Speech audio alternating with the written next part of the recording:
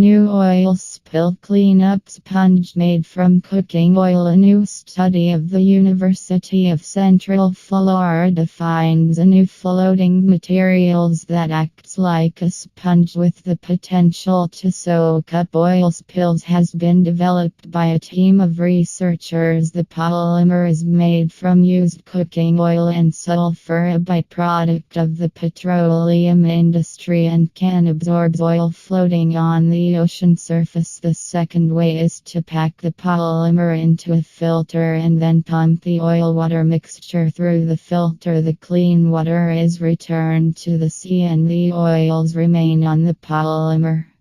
New oil spill cleanup sponge made from cooking oil. A new study of the University of Central Florida finds a new floating materials that acts like a sponge with the potential to